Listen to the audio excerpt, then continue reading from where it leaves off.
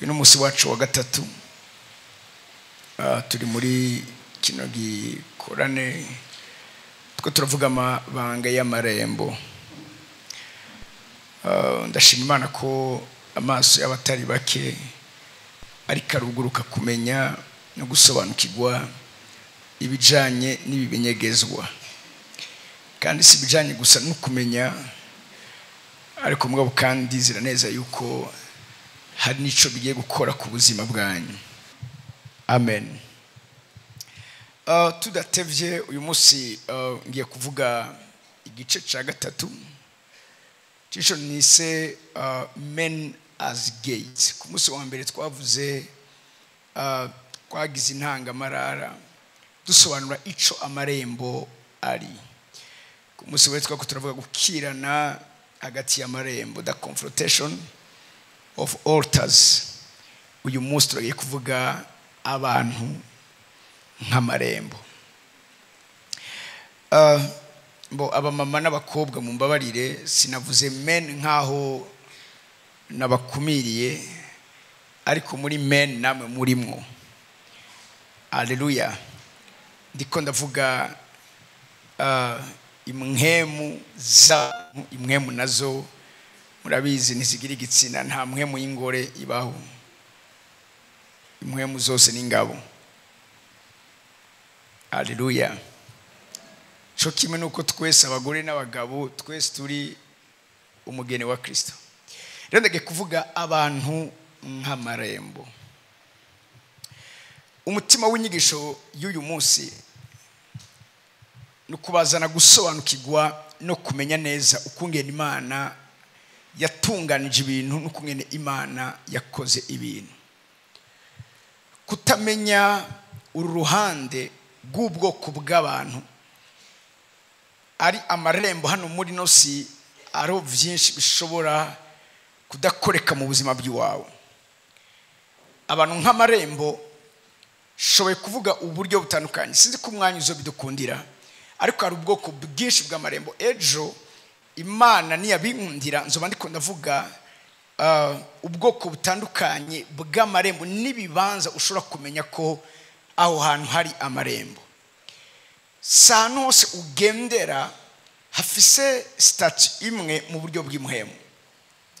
Abantu bose muhura bameze co kimwe mw'isi y'imhemu. Hariho ikibanza ushobora kujamwo, aho hantu ibiza kuhabera nibiza kuhakorekera bikaba ibitandukanye n'ibishobora kuba igihe uri mu kindi kibanza kindi. Iyo turiko turasoma nk'akarero mu gitabo cy'ivyashuro Yohana mu gice cya 11 hariho ibintu bitatu ijambo ry'Imana rivuga ngo nuko fata upime, avuga ibintu bitatu: urusengero, igicaniro hamwe n'abarusengeramo. Ivyo nta mwanya mfise kuvyinjiramo uyu munsi, mugabo mw'isi y'imwemu hari kungene Imana ikrasa ibibanza canke ibona ibibanza bitandukanye. Hari kibanza uzojamwo ukagirirwa neza, n'ikibanza uzojamwo ukagirirwa nabi. Hari kibanza uzoja gukoreramo ugatera imbere, hari ikindi kibanza ushobora kuja gukoreramo ivyawe bigasubira inyuma. Hari abantu muzohura ivyawe bikagenda neza, hari n'abantu muzohura ivyawe bigatangura kugenda nabi. Uyu munsi ko mvuge abantu nk'amarembo. Intumbero nuko nosema gusa kumenya abo Imana canke abantu hano muri nosi bacitse amarembo canke bagizwe amarembo, ariko mugabo kandi isengesho ryanje nuko buri muntu wese muri kino kibanza yocika irembo ry'ijuru hano muri nosi. Haleluya. Haleluya. Haleluya. Haleluya. Nimba twaravuze ibijanye no guhangana kw'amarembo, vyumvika neza ko hariho abantu ari amarembo bazohangana n'abandi bantu ari amarembo. Siriko muriko muranyumva? Yezebeli ryari irembo, ariko kandi na Eliya ryari irembo, haba confrontation. Haleluya. Haleluya. Simoni umunyamareba ryari irembo, Petero nawe nyene ubwiwe ryari irembo. Iyo turiko turasoma Bibiliya turaza gusanga hari abantu bagiye bagaragara nk'amarembo hano muri nosi. Ntanguye gutanga uburorero umwanya w'umdengana. iyo ndiko ndasoma Bibiliya ndabona abavugishwa bacitse amarembo. Samweli ryari irembo. Samweli nk'irembo vyabaye ngombwa ko Imana imunegosiya kugira ngo ashobore kwemera, ishobore guhagurutsa uwundi mwami yitwa Dawidi. Igihe cyose Samweli atari bwarekure Sawuli, Imana ntiyabashije kandi ntiyashoboye gushobora kwimika Dawidi. Kurya Imana yaje amubwira uzogeza ryari kuririra Sawuli, nta mutima nkimufise ko, naramukuye ko amaboko. Kugeza aho Samweli yemeye niho Imana yashoboye kwimika no guhagurutsa Dawidi. Hari abantu hano muri nosi ubabona nk'abantu, mugabo abo bantu ijambo ryabo riraremereye cyane mu isi y'imhemu. N'abantu Imana ishobora kunegosiya, n'abantu rimwe na rimwe niyo base ataca Imana ishobora gukora, bitewe nuko Imana iticuza ico yatanze.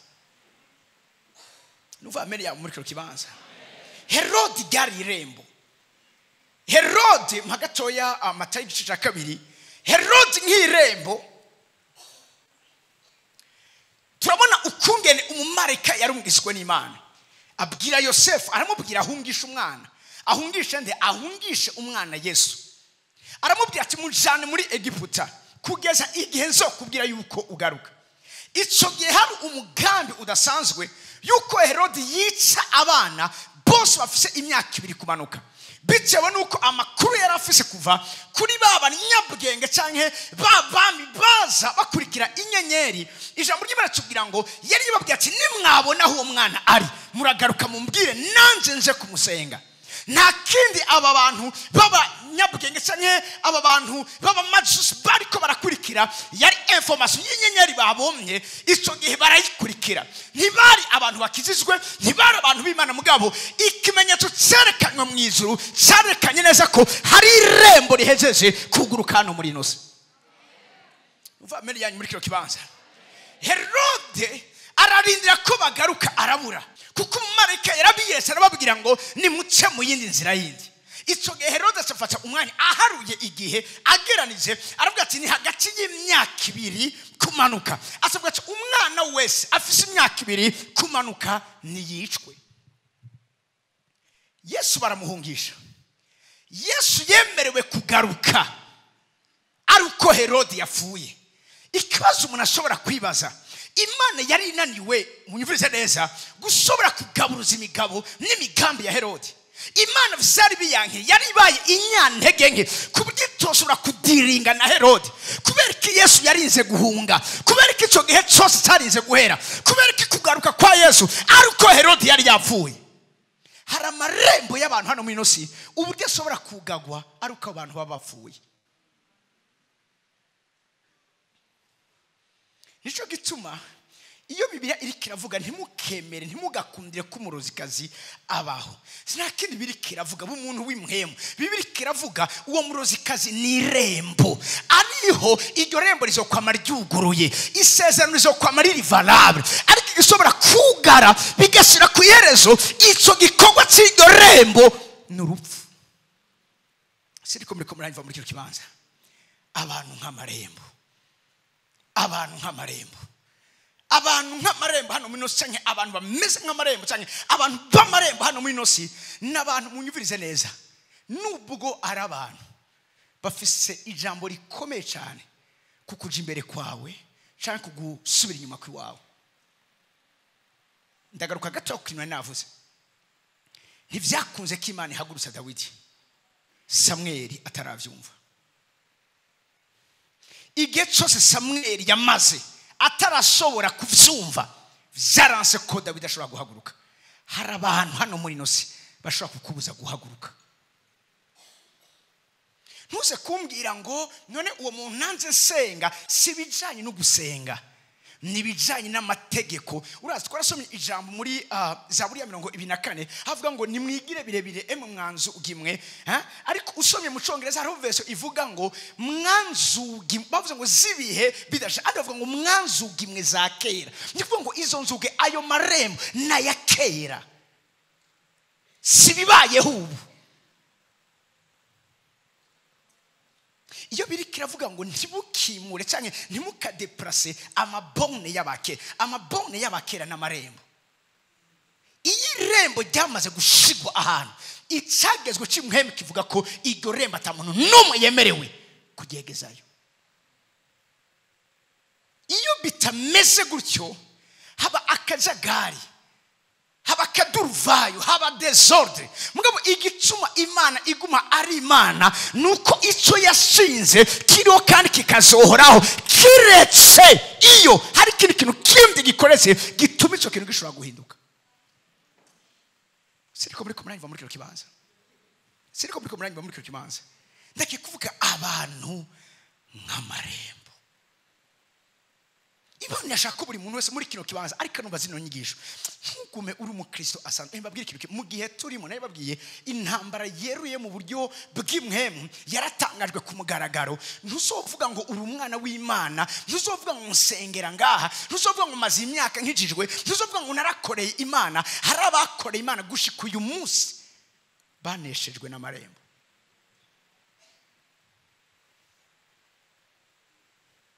Hari abantu bari bafise amasezerano akomeye, uyu munsi wabitegereza ubuzima bwawe bukuzura agahinda, kuko icyo bahoze bari si cyo bakiri. N'intambwe zahongose amenyo, ntibakitinyitse mu isi y'imhemu, ntibakira abantu bubaswe mu isi y'imhemu. Hasigara ibindi bintu byinzira bigafata ingingo, nabo nyine bakayoberwa ibyabaye. Ariko iyo umuntu azirikanye kandi akamenya neza, mbabwira ikintu kimwe, n'igihe aba yapfuye, Bibiliya ijambo ry'Imana rimbwira ngo nuko Sawuli bimuzazaniye agenda kurondera umurozika cyangwa umupfumukazi, aramubwira ati ndashaka unzurire Samweli. Niwe afise inyishu y'icyo nkeneye, yari yapfuye. Hashobora kuza bavuga ngo ryari isezerano rya kera ibi na biriya, ariko n'ivy'imwemu. Rozikazi aratangara babita bakamenye kubera kutambariye uwo ngiye kubwira kuzurwariwe, kubera ngo yabonye ikintu kiduga kimeze nk'Imana. Amarembo aribo bantu b'amarembo bameze nk'Imana hano muri nose. Muvyo bajejwe, munyumvirize neza, muvyo bajejwe barashobora gupronosa jugement, kandi Imana naho ari Imana igira ubuntu bwose ntije ku ruhande y'icavuzwe. Kubera iki munyumvirize neza, kubera iki Ananiya na Safira bapfuye? Kubera iki cyacegera igihe Paulo yari kavuga ubutumwa bwiza cyacitse impumyi? Kubera iki Gehazi yagize imibembe? Ntuvuge ngo ni isezerano rya kera. Imisi yose Imana igihe cyose ikeneye guhishura amabanga yayo akomeye, yama misi yose ikoresha ibimenyetso n'ibitangaza, yamikoresha ibintu biza bigatuma abantu bibaza ibibazo. Abantu babonye ingene Ananiya na Safira bapfuye, bivuga ngo ishengero ryose magatoya ivyakoze mu igice 5, ishengero ryose. Bavuze ishengero ariko ravuga abakristo, abantu bose baraho, ikintu cyabuzuye bagize ubwoba, batinya intumwa, bagakunda ivyo zikora. Ngombwa ngo ntawe atinyuka kwifatikanya nabo. Bavuze ngo ntawe atinyuka kwifatikanya, ni kuvuga ngo n'abantu b'amanyanga baza kwifatikanya nabo, n'abantu barondera ivyabo baza kwifatikanya nabo. Fasha jera. Ananiya yumvise ayo majambo agwa bukumbi, abavyumvise bose bategwa n'ubwoba bwinshi. Abavyumvise bose bategwa n'ubwoba bwinshi. Imisori iva hasi iramutekera iramujana, imisori iva hasi iraja kumuhamba. Hahise nk'isaha 3 umugore wiwe arinjira atazi ivyabaye. Petero aramubaza ati mbarira, mbega ishambo mwayiguza yo nyene? Aramwisha tegome nayo. Petero aramubaza ati niki gitumye mubuza inama kugerageza mhemu w'umwami Imana? Niki cyacumye muzi inama kugerageza mhemu w'Imana? Aba bantu umviriza vuge gute, aba bantu nshobora kubatandukanya na mhemu yera. Ubundi babeshe Petero, ntibabeshe mhemu yera. Ariko Petero avuze ngo niki cyabatumye muza guhenda mhemu yera? Aho ndi uyu mwanya ni mwirembo, ndirembo. Icyo ukoze kuri jewe ntugikoreye jewe, ugikoreye ubwami do presentado muri nose. Muraza kunyumva? Yesu yiyereka Sawuli yamubwiye ngo Sawuli umpamira iki entre nous. Sawuli yari kama Kristo cyangwa yari kama bizera Kristo, ariko Kristo amubwira ngo uri kumpamira iki? Arambwira barya uri kurabahama, ntabwo ari barya uri kurahama ni jewe. Petero abazananiya same case. Niki gitumye mwiyumvira yabaje asafe n'icyacu muzi inama n'umugore n'umugabo wawe kugira ngo muze guhenda muhemu yera, muri kumubona jewe mugabo si jewe ndi irembo. Imana igufashe kandi ukugurure amaso, nuze wigere witiranya umuntu asanzwe n'umuntu yacitse irembo. Ako nakaga ku buryo bishobora no kugora Imana kungene ishobora kugira icyo ikoze igihe wacumuye cyangwa wagize icyo ukora ku muntu yacitse irembo. Eske ngani turi mu gihe cy'ubuntu? Ntituri mu gihe cy'imbabazi? Kubera ko aba bantu bapfuye kandi aba bantu bari mu ishengero, bumva amajambo y'Imana nk'uko natwe tuyumva, basenga nk'uko natwe dusenga, mugabo gusa kwihenda kwibaza uko yabeshe umuntu kanaka Zekariya ari cyo kimwe nuko yobesha Petero. Abantu bashobora kuba bitiranwa amazina ariko atari abantu bamwe. Numva amen imeze neza muri cyo kibanza. Numva amen imeze neza muri cyo kibanza. Komeza. Uwo mwanya agwa imbere y'ibirenge vyiwe bukumbi, ya misore yinjiye isanga amaze guhwerera mujana, imuhamba iruhande y'umugabo wiwe. Ishengero ryose n'abavyumvise bose bategwa n'ubwoba bwinshi. Ibimenyetso n'ibitangaza vyinshi bikogwa mu bantu n'amaboko y'intumwa, kandi bose bakoranira mu ibaraza rya Salomo n'umutima uhuye. Ariko mu bandi nta muntu yatinyuka kwifatanya nabo. Nta muntu yatinyuka, sikirike muri kumuracuma. Nta muntu yatinyuka avuga ngo but no one else dared to join them. Kubera iki aba bantu bari bateye ubwoba. Bara abantu bagaragara umengo ni ico kimwe nabandi. Mugabo aba bantu baramarembo. Kubyo vyatuma abantu atawe umuntu yiyumvira kuja kwifatikanya nabo. Kubera iki ico bari bivuga ngo ariko abantu bose bagira iki barabashimagiza. Haleluya. Haleluya. Vuga ngo abantu nk'amarembo. Cyane gose abantu nk'amarembo. Hari ubwoko bubiri bw'abantu b'amarembo. Ndavuga ubwoko bumwe ku ruhande guwo duhangana ari we Satani, mugabo kandi avuga ku ruhande rwacu nk'abana b'Imana. Iyo turiko turavuga abantu b'amarembo ku ruhande rw'isi y'umwijima, abo bantu bafitaniye isezerano na Satani. Abo bantu hari ivyo bakoze, hari ibihango bakoze, barafise nabo nyene manda na mission bahawe hano muri nosi. N'abantu miso yabo nukukubuza wewe Imana ifise ko umugambi mwiza kwinjira muri destiny y'uwabo. Nta kintu kibaraje ishinga nkuko Yohana 10:10 havuga, ikibaraje ishinga nukwica bici ikintu cyose kihaguruse kugira ngo giheshe cyubahiro Imana. Bafise mission yo kwiba ikintu cyose babona kizotuma abantu bagirirwa neza. Biba inyenyeri, they are trackers of great stars. Bamigetso sipari nyuma y'uwo muntu wose babona afise destiny ikomeye, bamuzinyuma kugeza bamuronse. Biga ma force na ma faiblesse, biga ma opportunité hamwe na ma menace abantu b'Imana bafise hano muri nosi. Nabibabwiye ibizanye n'amare mu vyumve neza, ni nama zikorana n'abantu bicara, n'abantu biga, n'abantu bafata umwanya wo kwiyumvira, n'abantu bafata umwanya ukwiriye wo kwibaza ikintu cyose no kwanaliza ikintu cyose kigize ubuzima bw'iwawe. Ikibabaje n'ubwo wowe utabazi bo barakuzi. Je gutuma ya madaimoni yiswe babahungu ba Sikewa ngo Paulo muvuga turamuzi. Ntibamuzi kari Paulo, barazi Paulo cyari, barazi Paulo kari irembo. Nico gutuma haranu Paulo yaba ari aba bantu basubire kuhaza canke isi muhe mu birisubire kuhaza. Aravuga neza dusomye ivyakuzimwa igice cya 20. Aravuga ngo ama ngiye kuva muri mwebwe, ninamara kuva muri mwebwe amabingira y'inkazi azobinziramwo atababaye umukuko. Ayo mabingira y'inkazi yari hehe? Paul ari ngaho. Abantu n'amarembo n'ubwugamo bw'ibihugu, n'ubwugamo bw'imigango. Iyo n'abarozi biga barondera ukungene bakunaniza baramanza kurondera ubwa mbere na mbere mu muryango wawe usanzwe akorana nabo, kuko biragoye ko umurozi canke umwanzi agutera atazi ibyawe. Hacyo twita spiritual mapping. Nivuga mu mani majambo n'igihe biga bakarambega aba bantu tugiye gutera bari munsi y'isezerano irihe. Aba bantu bafise isezerano iri. Urazi hari igihe bishobora gushika bakihenda bakinjira ahantu hatinjigwa ntibavaye impore. Urazi urashaka kugenda wazimiye ukirota uva uguye mu bansi bawe, nivyo canke sivyo? Kandi usa kubabwira ngo urumva ngo nukuri ngo ntavyo nari nabomye ibiki, bavuga ati aha uje uharumdira iki. Uraza gusubisa abantu nk'amarembo. Rero abo bantu bari mu gwego rw'isi y'umwijima, umviriza mbabwira ikintu kimwe, bafise ishaka, bafise umwete.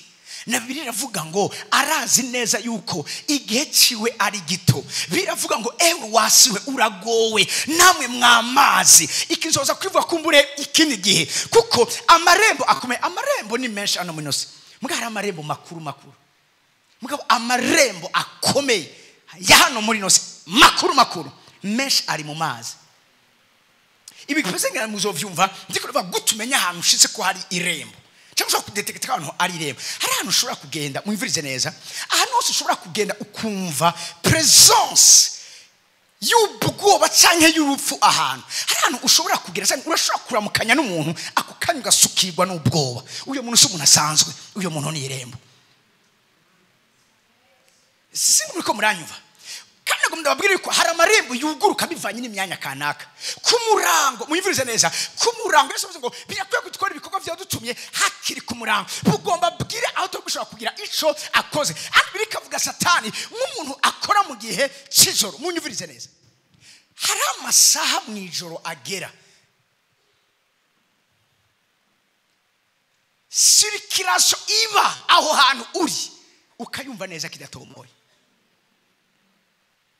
Usohotse hanze, burya ubu ni turi mu ijoro, ubu ni turi mu ijoro. Usohotse hanze iwawe aya masaha nibisanzwe, mugabo usoke saa 8 saa 9 uraza kumva itandukaniro. Ni kibaza kimwe basohotsemo, mugabo amarembo yuguruka bivanye n'imyanya kanaka sico kimwe. Siriko muri kwicana kunavuga, siriko muri kwicana kunavuga. Hari ahantu ushobora kuburi, urashobora kwinjira muri bus cyangwa muri coaster, wayinjira ukumva presence y'imyuka aho hantu, ukumva neza ko ari ikintu kibi kiza kuba aho hantu winjiye hari irembo. Haleluya. Nisho gituma urazi benshi bamubagara kuvuga ngo urumva ukanisha ngo nari navyiketse, ngumva kumuha ya mahera, ngumva gukora, narumvise umenga umutima uranyankiye. Kuri ku mutima wakwankiye hari confrontation yari kirabaho hano, hari intambara yari kirabaho hano. Nejo wundi ukagera ahantu wumva gukekeranya, wumva ubwoba ntibuva ku Mana. Ukagera ahantu wumva ku vyukuri aho hantu uri hari insecurity. Ndakwinginze manza usubira inyuma gatoya ubanza usiguza Imana. Hari bibanza ugendamo, wenyene uhageze ukumva ko aho hantu hariho presence y'irembo. Haleluya. Ivyo hari icigwa cyavyo. Ubu ndiko ndavuga abantu nk'amarembo. Aba bantu rero b'amarembo yise y'umwijima bafise amasezerano, bafise manda, bafise anominose, bafise mission ngaha. Nta kindi barondera uburyo bwose utinjira muri destiny yiwawe. Imisi yose mbabwira ikintu kimwe, hari abantu mu buzima bwacu kubaho kwabo mu buzima bwacu nukwamigezo. Hari umuntu muvugana ugaca wumva uratanguye gukekeranya ibintu vyose. Hari amaze gushikira hano mu kibanza, hari umuntu ushaka kugana akakubwira ati hewe ivyo Burundi bibona gute yatangura kubwira ivyo Burundi ugatumva ejo mu gatondo wozinduka uja kurondera passport utayifise cyangwa wozindukira muri ambassade kuja kurondera visa mwavuganye gusa mugabo ako kanya utangwe kumva umenga ubuzima buraheze mwani majambo uwo muntu ni irembo hari irembo reje kuguruka wa umuntu umviriza aza kugutera gukekeranya umugambi w'Imana ku buzima bw'iwawe niki kikidushikamisha niki kiduhagarika nico yavuganye natwe kuko natwe hari amarembo Imana amanje kugura kandi ntiyuguruye ubu yayuguruye kera. Imana ibwira Mose nese kwabwira gato Imana ibwira Mose fata Yosuwa mwene Nuni uwo nuzuze muhemu wane muhemu w'Imana niyaje kuri Yosuwa igihe Mose abwira ngo mufate yari yasanzwe yuzuye muhemu yera imbere yukamufata mu yandi majambo hari amarembo Imana imaze kugurura imbere y'ikindi kintu cyose kugira ngo wamuzi neza ingene upima ugereranya usira ku munzane ivy'umuhemu bigeranya n'ibindi vy'umuhemu. Nuva ameni meseze muri kibanza. Haleluya. Haleluya. Abantu nk'amarembo. Urayisha Mose garuka ngaho gato. Urayisha Mose. Ati jana Yosuwa mwene Nuni umuntu arimo. Mucyo bizavuga ngo who has the spirit in him? Who has the spirit? Ntagiye kugira asanzwe afise. Haleluya. Asanzwe afise asavuga ngo and lay your hands on him. Uniwe yaragiye gucika irindi rembo inyuma yuko irembo raba kino kintu Yosuwa igice cyambere dusome kumugukana bashaka kwama gatoya hari declaration Imana igira kumereka yuko ati hari irembo mpejeje kugara mugabo hari irindi mpejeje kugurura. Cyituma hari abantu bapfuye hano muri nose bavuga ngo ni inyenyeri zizimye abandi n'umuryango ugaritse. Aha. Kat mera makuri kat. Aha. Uhereye mu bugaragwa atwa ahantu hose muzokandagiza ibirenge ndahabahaye nkuko nabariye Mose. Imana iriko iramwereka hari vision nari nabanje kuvugana na Mose mugabo ivyo navuganye na Mose sinabivuye ngiye kubibandanya nishimanikira mubwira hari continuity igiye kubandanya. Aha. Uhere mu bugaragwa kuri uriya musozi Lebanon ugaca kuruzi runene ari go Efrat ugahitana igihugu cyose cyaba Het ukageza ku kiyaga kinini gihera iburengera zo nigo ruzoba urugabano rwanyu. Imana yavuganye na Mose already. Next nta muntu numwe azoshobora kuguhagarara imbere imisi yose uzoba okay mwani majambo ndakugize irembo ndakugize ugwego nta numwe azokwinjira utamwugururiye nta numwe azobaskugira icyakoze utamwemereye nta numwe azoshobora kugira icyakoze kibi we utabishatse. Mwacha ndababwira neza aba bantu bariho abantu barateye ubwoba kandi abantu b'Imana ikeneye ko ducika hari igicapo dusanzwe dufise cyabo ariko kandi Imana yakeneye ko n'ayandi marembo yandi yuguruka kuko uko amarembo aba menshi niko benshi bahura n'Imana niko benshi bakirirwa neza niko ijuru rigendera abantu baryo uko amarembo aba menshi niko ubutabazi bwiyongera. Nuva ameni meseze muri kino kibanza. Aha nkuko nabanye na Mose niko nzobana nawe sinzoguhemukira ica kabiri sinzoguta I will not fail you or abandon you. Sinzoguhemukira mu yandi majambo ni isezerano nshizeho isezerano ry'Imana aho riri aho hantu hari irembo kandi ahari irembo hari isezerano ry'inahava. Numva meni ya muri kino kibanza nico gituma ubimenya utabimenya irembo ni irembo icyashinzwe kiba cyashinzwe nta wundi wo kugihindura. Haleluya. Haleluya. Abantu bakisha amarembo hano mu inosi ntibigera bahemukigwa ntibigera batabwa igihe cyose Imana yama igihe cyose iriko iraherekeza inamuko zaho yama igihe cyose iriko irabagurira yama igihe cyose iriko irabana nabo muvyo baba barimwo vyose numva mene ya muri kino kibanza nico gituma uzogira ikibazo n'abandi bantu mugabo ntuzugire ikibazo n'umuntu yacitse irembo kuko umuntu yacitse irembo si waguhana ni irembo riguhana kuko ku irembo niho imanza ziciribwa. Grace tugende muri Samuel wa mbere. Oh God. Turashari kumwe. Reka bon. Samuel wa mbere Samuel wa kabiri 13 ku murongo wa kabiri nibijana Abusalomo murabe ikintu cyabaye hano nimba ukeneye gufata igisagara fata amarembo yacu nimba ukeneye gutabara umuryango fata amarembo yawe nimba ukeneye gutabara ikintu icari cyose ufise control ku marembo afise control ku gisagara. Whoever controls the gate controls the whole city. That's a spiritual law. Uva many messages mu kibanza. Hari ahantu ntoshobora kwiyazarda ngo ngende gukorera. Ntabanje kuja kurondera couverture ku marembo hasanzwe. Siriko muri ko muranyumva. Hari ahantu ushobora gushika nk'umuntu w'irembo ukavuga ati aha nta rembo rihari. I need to create one. Mugakaba n'ahandi ugenda and you sense ukumva aya ni marembo araho hano ubwirizwa kuyamenya neza. Paulo nta gisagara na kimwe yinjiramo atamanje kumenya amaforteresi y'ico gisagara, imana z'ico gisagara, uravyumva abo ico gisagara ukungene bameze. Paulo hano yagenda kuvuga ati umviriza imvugo yanje no kwigisha kwanje ntivyari urumva nyene ibintu by'amajambo yo kwemeza ubwenge bw'abantu ariko byaseruka mu muhemu n'upaso niryo rembo darikenewe muri ico kibanza.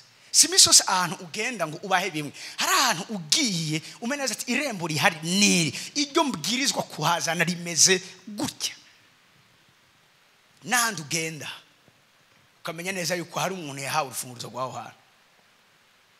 Haleluya.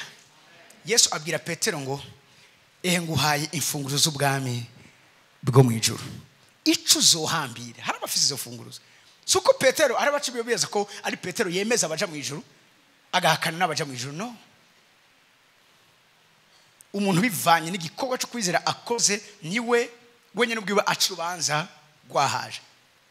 Mugabo imfunguzo z'ubwami bwo mu ijuru byasiguye uyu muntu ni irembo. Birabaye byinshi sinari konza gutekereza abigaratiya kabiri grace.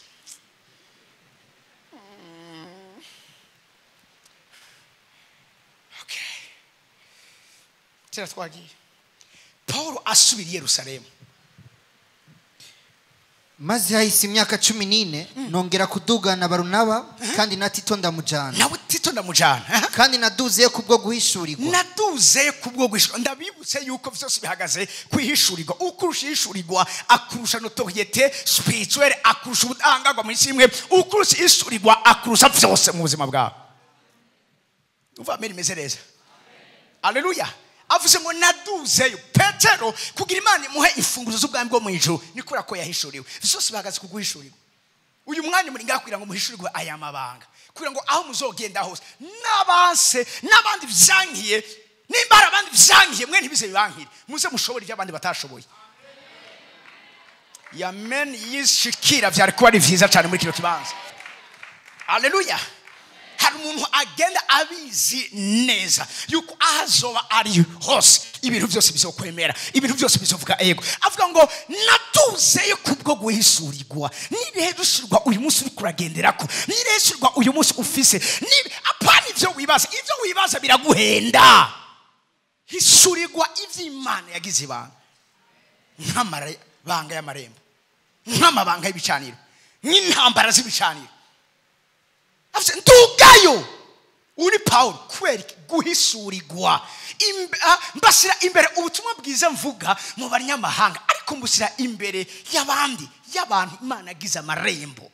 Intumwa zose Kristo yarafise ntibara amarembo. Amarembo barabagabo batatu Petero, Yohana hamwe nande na Yakobo. Avuze ngo mbasira ubutumwa bwiza mvuga mu banyamahanga ariko musira imbere y'abashimwa. Mu Cyongereza avuga ngo while I was there I met privately with those considered to be leaders of the church. The leaders ni bari bose bari batatu. Numva amen message muri kibanza. Mu muryango ushobora kuba muri 12 mugabo Imana ikaba ifise irembo rimwe gusa. Dushobora kuba turi abantu ibihumbi mugabo Imana ikaba ifise amarembo adashikana 10 mwe mwofata nka nkama ivyo muri ko murahabwa ndababwiza ukuri umviriza ishengero rifise abizera benshi bacitse amarembo iryo niryo shengero munyumvirize neza Imana ikorana naryo cyane kuruta yandi ahantu Imana iba comfortable gukorera n'ahantu hari amarembo ahantu Imana biyorohera gusuka amabanga yayo n'ahantu hari amarembo sano Imana imvira comfortable gukorera. Okay. Fasha jera twiherere ngo ntagireke twiherere ngo sinirukira ubusa uyu mugabo aramenye neza yamenye neza arashobora kwiruka mugasanga yirukiye ubusa nk'abantu benshi muri kino kibanza bashobora kuzosanga bararushe bariko barakora mugasanga bahamiye umuyaga gusa ubusa gusa. Nguyu Paulo amaze imyaka ingahe 14 ari mu gikorwa cy'Imana mugabo niyo yagiye kugira ishurwa amaze imyaka 14 harabati no ivyo ndiko ndakora eske vy'ukuri yego Imana ashaka kubivyemera mugabo abo yahaye imfunguzo z'amarembo hano muri nose baravyemera. Mabwire ubwami bw'Imana kungene buri organize ntiburi organize nk'ubusimbira hamwe nk'akantu koze kadadagura gutya nyene ngo uravyumva oya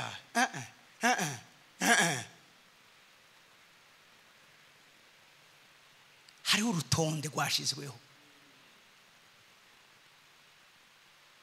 siriko buriko muranyumva ko umuntu asenga amasaha menshi ivyo nibisiga ko umuntu afise ibanga ry'Imana muri we ko umuntu amaze gusoma Bibiliya kenshi ivyo nibisona kafise ibanga ry'Imana muri we ko umuntu azinaye n'abakozi b'Imana benshi ivyo nibimugira umuntu afise ibanga ry'Imana muri we. Ibanga ry'Imana rirafise kungene rirondegwa nukungene ritangwa.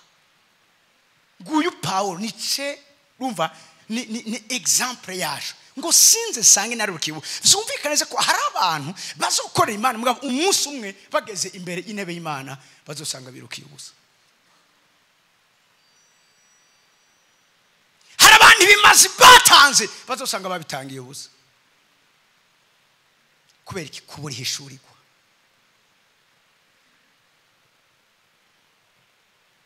Ibijanye n'ibanga ry'ubwami bw'Imana byubakiye kwihishurirwa apana kukindi. Haleluya. Haleluya. Nisho gituma umviriza yo. Oya ibinzo biza ko hanyuma sinze nsange twiyere ngo sinirukire ubusa sange simbe narirukiye bw'umuntu umuntu bati isengesho ndagusengera nuko umunsi umwe utosanga wirukiye ubusa. Haleluya. Haleluya. Ku murongo wa 3 ariko twizo twari kumwe ntiyagobereye ngo akebwe naho yari iki yari umugiriki ntiyagoberewe ngo akebwe naho yari umugiriki. Uri Paulo haravuze hari abantu Imana genda aho bahana manuka munsi aho bahana ukuboko barasezerana ati wowe rero ubu kuva uyu munsi genda ukore ibi natwe tugiye gukora ibi. Ikurongo wa kangahe wa 14 ngo n'Imana ihenze sise ariko babonye yuko raba kiro kintu babonye ni bande babonye abashimwa. Mwibuke ko igihe Imana imuhamagara aba bantu se bari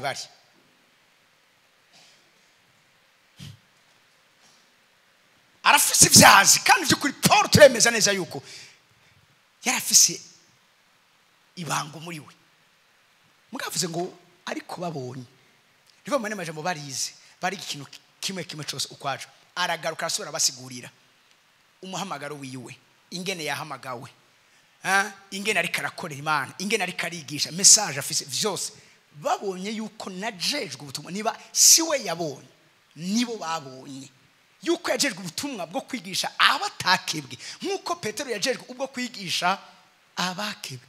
Ana hari kintu kibayedegaje hari irembo ry'abakebwe haro ni irembo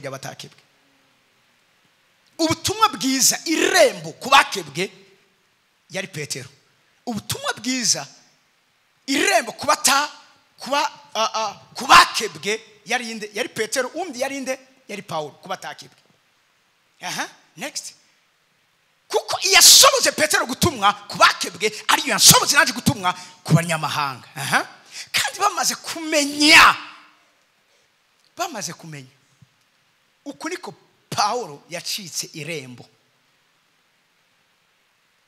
Mwavyumvise?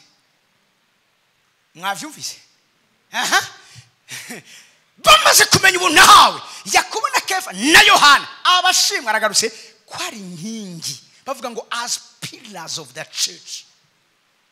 Inkingi, amarembo y'isengero.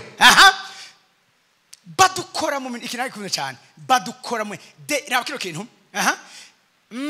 Recognize the gift of God had given me, and they accepted Barnabas and me as their co-workers. They accept. Baremeye.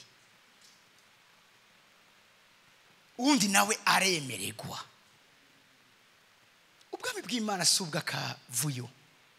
Igisirikare. Nico gituma munyumvirize neza, Petero reve ya mbere yabaye mu banyamahanga yaciye ku mugabo azi ibijyanye n'igisirikare, azi urutonde rw'igisirikare, azi ibijyanye na respect mu gisirikare, azi ibijyanye na loyalty mu gisirikare, azi ibijyanye n'ikintu cyose cyitwa discipline cyo mu gisirikare hamwe na character iranga umusirikare. Ivyo ubibuze nta namwe ushobora kugenda, ushobora gucika irembo.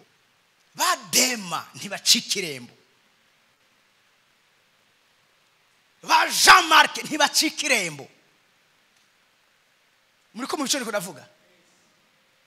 Bahumenayo ntibacika irembo. Imana igihe cyose usomye umviriza umutima w'ubwami uri mu isezerano rishasha uraza gukura mu kintu. Imana igihe cyose yama iha agaciro ico yahaye agaciro, kandi yama ikingira ico yahaye agaciro, yama igihe cyose igwanira ico yashinze. Haleluya. Haleluya. Haleluya. Bibiri tubwira gute ishengero ryubatswe kuki? Ku mapiriye ane: gusenga, kwisonzesha, gusangira cyangwa fellowship, n'inyigisho z'abandi zintumwa. Hamwe noza nababwira ubutumwa utandukanye n'ubw'intumwa zavuze. Jewe nyene ubwandimeje kuba disqualifié. Hari byashinzwe nta uzo. Bibiri ivuga ngo nuzokura ko cyangwa akongerako. Uyo muri cyari kubera kiza nuko atari kuvuka. Byumvikana ko Imana iraha agaciro ico yashinze.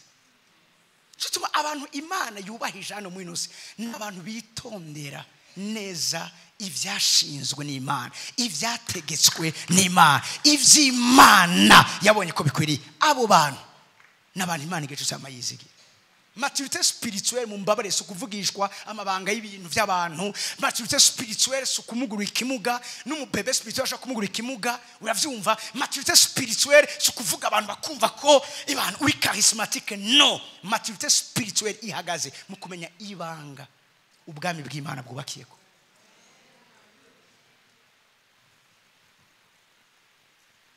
Haleluya. Haleluya. Hey. Oya. Ega kameme. Nege kwimbere gato. Vuga ngo abantu nk'amarembo. Cyane gose abantu nk'amarembo. So kandi ngo abantu nk'amarembo. Haleluya. Uri kuratahura neza. Amen.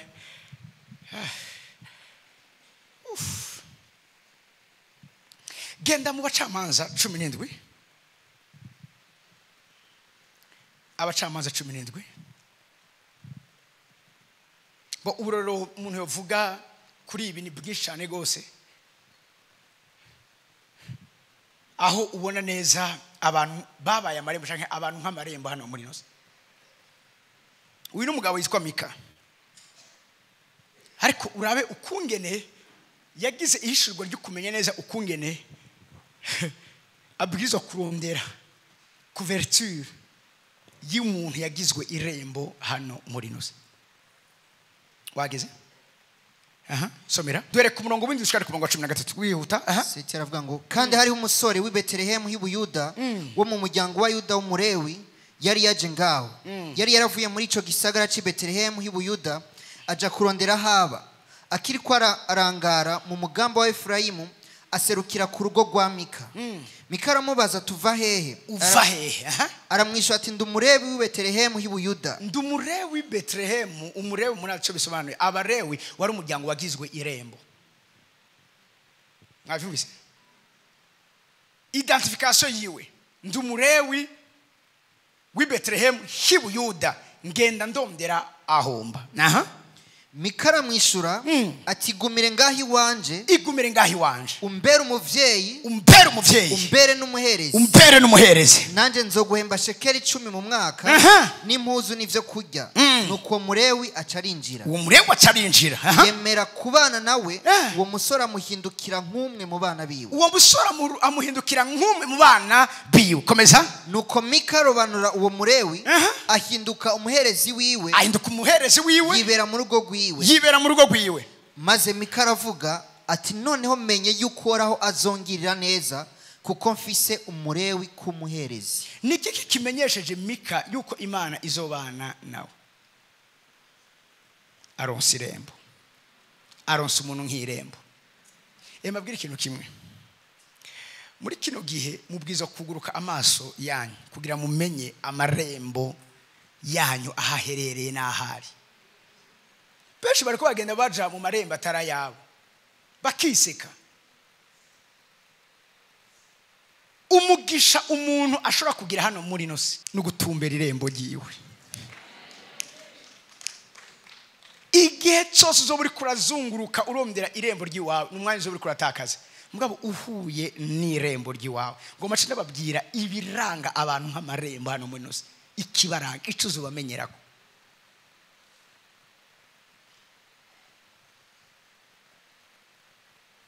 Haleluya. Haleluya. Abo bantu nk'amarembo cyangwa abantu bacitse amarembo, oh my God, baraguconnecta na destiny yawe. Baraguconnecta n'amahosusi ukeneye kugira ngo winjire mu destiny yawe.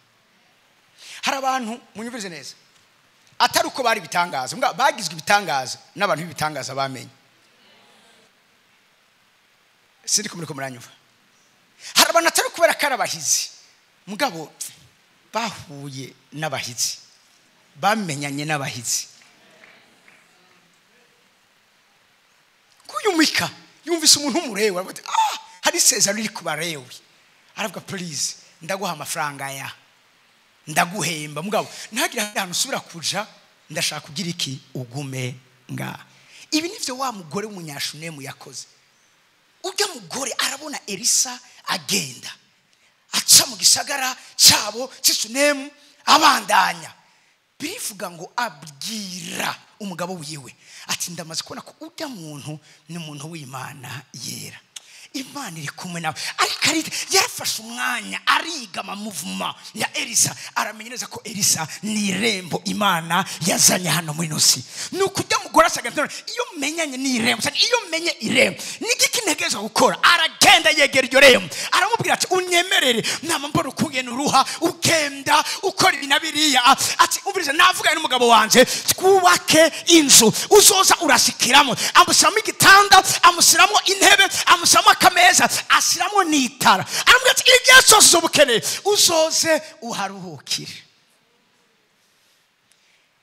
Uwo musi Elisa yinjira mu rugo rw'uyo mugore w'umunyashunemu, biritubwira ngo yari ngumba, ntiyigeze aronka umwana. Birishambo ry'Imana tubwira ngo igihe kimwe Elisa abaza Gehazi, uyu muntu yadukoreye ibi bintu, niki natwe twomukorera? Gehazi aramubwira ati erega nta mwana afise. Ambwira ati vyakweri? Ati ngo oya cyangireka tumubaze ikindi kinashaka, ndakunda kino kintu. Elisa abaza umugore ngo urashaka ko ndakuvugira ku mwami? Byumvikana neza ko Elisa yari afise irembo ry'ibwami, yari afise autorité ku irembo ry'ibwami. Ese ne afise kibazo mbabwire ikintu kivuga dutanguriye kuri rihishurirwa tuzogera ahantu dutabura ibijanye n'amavuta y'ibijanye n'ivy'ubwami aho abami bakurondera canke abami bakakuvamo.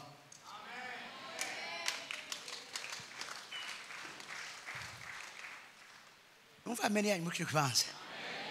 Kuva umunsi Elisa yinjira muri iyo nzu amateka amashasha yaryunziye mu nzu y'uwo mugore. Asambwe ati aho umwaka uzobugeze nka nta na hamwe mbona iki nico canza kurangiriza ko nta na hamwe mbona Elisa yasenze Imana. Abantu nk'amarembo hano mu inosi hari igihe badasenga Imana kubijanye n'igikeneye gukorwa. Hari igihe bonyene ubwabo bafata ingingo babona ko ibereye Imana ikayiherekeza ikayemera ikayihezagira. Soma Bibiliya yawe nigeze asenga Imana girira ubuntu no mugore yatwakereye amaze kubona ukwira uyu muntu irihishurirwa yagize dabori ihishurirwa yagize cyari ihishurirwa ry'ivy'umuhemu bwa mbere na mbere uyu muntu amaze kubona ko ari umuntu w'Imana yera. Elisa aramubwira ati garuka inyuma gatoya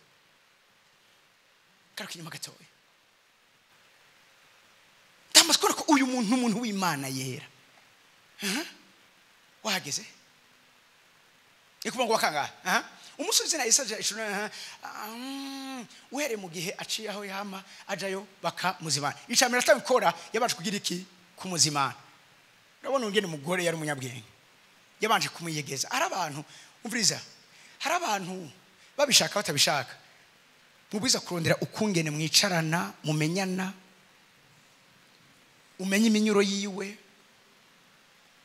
umenya aho umukura uravyumva aramwinginga. Elisa navyo yasavye aramwinginga amaze kubona vyemeye raba bukenya mugore abare mugabo wiwe ati mbona uyu muntu kari wera kandi niki n'umuntu w'Imana.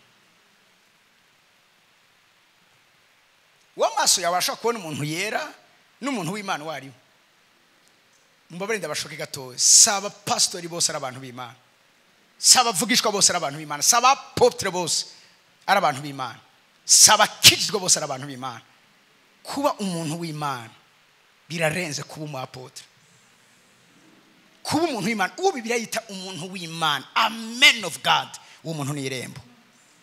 Cyo tumara abanjora ngo woge woman of God man of God uwo ari we wese n'ukije umuzi man of God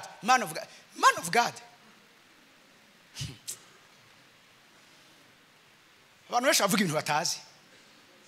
Si umuntu wese atanguye gukorera Imana ari a man of God. Ashobora kuba preacher, ashobora kuba pastor, ashobora kuba an apostle, ashobora kuba an evangelist, ashobora kuba ariko kuba umuntu w'Imana nuko waracitse irembo. Ndaza kubabwira gatoya abantu bacitse irembo kuko aho ndakene ko twese tuhagera. Gusenga kwawe kugira icerekezo ndakene kuba irembo aho mperereye.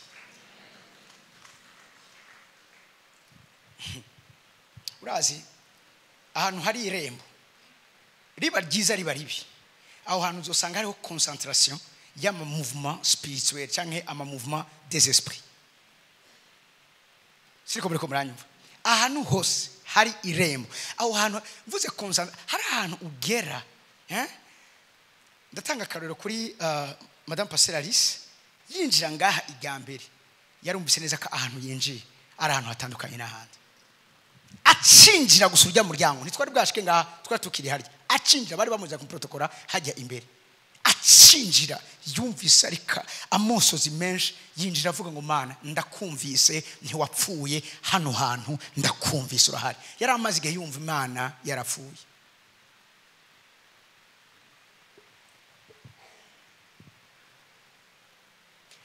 Mukobwa wandiho Madame Christine yarambwiye ati jewe ahantu naraharondeye ndahazimira ati ngo umunsi ndahaza mama kuze nibi vyuma vyacu bikigwaye ukuntu mugabe Imana igiye kuraba kungene ibigira ico bikojeje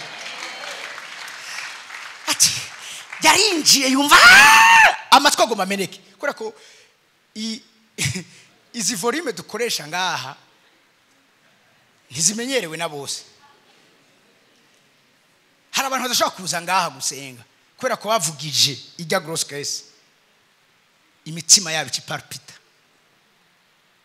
Siriko muri ko muranyumva ubundi ahanye n'ubuntu bwa rugira bundi habo pima benshi amatwi yabo ntakimeze neza mugabo ameze neza kubera ko hano hari irembo ry'Imana. Haleluya. Niyo nayashingiye yinjira yumvugwa mugabo haravuga ati apotre harya ahantu murasenga narumvise presence y'Imana ati no hari ikintu kinspesa masubwe n'amashengero menshi hari ikintu numvise umvise subwiharire n'ahandi birazwi ahantu hari concentration y'amamuvement y'imhemo aho hantu haba hari irembo. Nicyo gituma Yakobo aryamye kuri ryabuye kubera ko aho hantu hari irembo. Yabonye ijuru ryugurutse abona ingazi icuririzo amareka baduga bamanuka avuze avuga ngo ahantu ndi n'inzu y'Imana ngo ni irembo ry'ijuru. Ariko avuga ati mugabo nubwo Imana era ahantu ntavyo nigeze menya kubera iki aho hantu hari irembo ryari ngaho. Haleluya. Haleluya. Muriko muranyumva uyu n'umuntu w'Imana uyu mugore yagize ihishurirwa igitangaza kiba kinje mu nzu yiwe. Abantu bagizwe amarembo natangwe kuvuga ibaranga bagendana inyishu z'ibibazo by'abantu ngaha muri nose. Ikintu bacumvise abantu b'amarembo bagendana inyishu z'ibibazo by'abantu hano muri nose.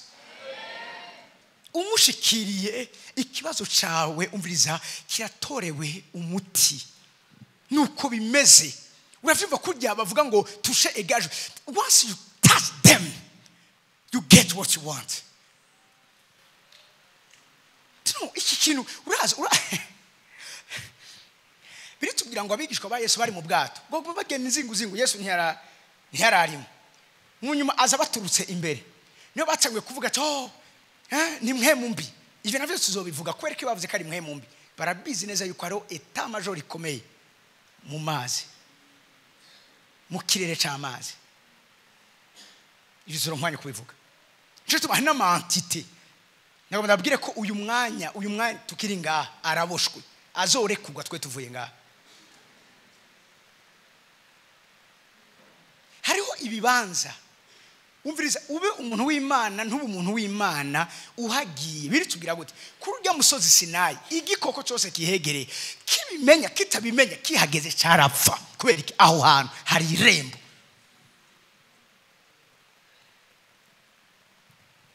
Numva ameni meze neza. Hari nibibanza ngaha muri nose muramumva zone 50 muri Etats-Unis aho hantu bavuga ngo urumva ngo hari abantu bakunze kubona ngo ibi extraterrestre aho hantu urumva harafise amateka yabo izo mwanya wo kwivuga. Hari ahantu indege iyo iciye missiles indege zaciye aho hantu missiles zamye zigira iki zikoroka basema ngo urumva ngo hariho ngo ibintu urumva nyene magnetique bira no aho hantu hari concentration y'ibikogwa vy'imhemu aho hantu ni irembo. Abagira ubushakashatsi mu bijanye n'ivyigwa apocalyptique bavuga yuko aho hantu hashobora kuba hariho entité satanique spirituelle yitwa Leviathan.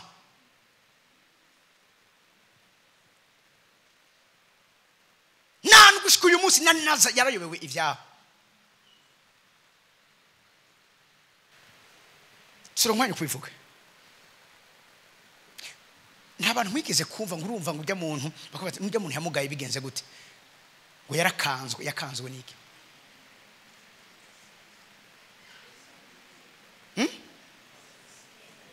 bashava ngo yakanzwe ni isato ni yabaki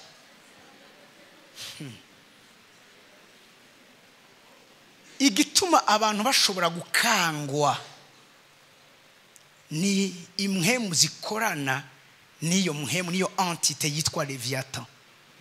Hari abantu bashobora ngurumva ngo yagiye kuvoma ngo yahuye n'ibintu umuntu yagiye avuga akagaruka atavuga yahuye n'irembo yinjiye ahantu. Paul avuga gute yinjiye ahantu ngo amaso yanje abona mugabo ivyo abona ntiyemererwe kugira iki kubitaho. Anshobora kubona ikintu mugabo kubura vocabulary ya nivyo atemererwa kuvuga. Paulo hari ibintu atigeze yemererwa kuvuga ngaho. Hari umuntu gumuragi twese kwa dufise ngaha ku Musaga yitwa Dida siniko mumika mamba ari Dida yari umuskuti. Dida bakunda kuvuga ngo yari yapfuye hanyuma heze imisi arazuka mugabo yazutse ngo atavuga. Rero acavuga ngo hari ibintu yabwiwe yabomye acagigwikira kugira ngo ntazo bivuge. Birashoboka parce que ahantu hose hari amarembo akomeye ngaha muri nosi amabanga yaho ntiyemererwa kuvugwa. Siriko muri komera muri kibanza ndebo gatoya gena mu bikora into grace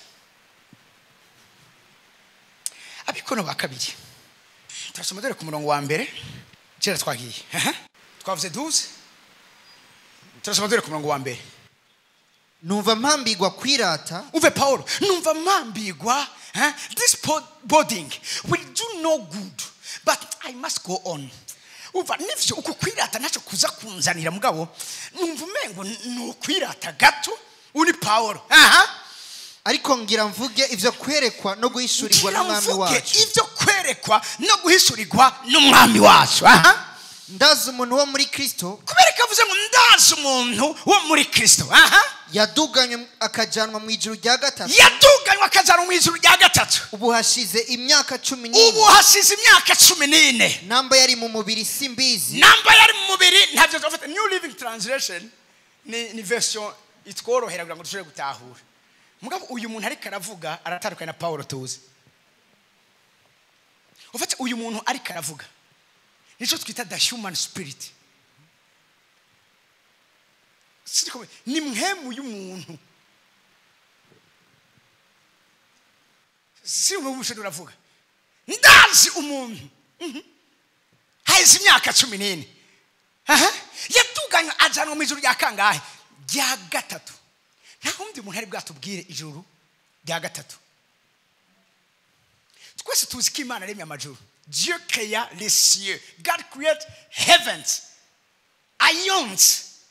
Mu Giheburayo nta numwe yigeze atubwira ibijanye n'igitigiri cy'aya majuru.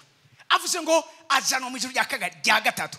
Ubasize imyaka 14 namba yari mu mubiri simbizi. To ivyamubayeko ntazi ko yatwawe wese canke ari umuntu wiwe w'indani yagiye.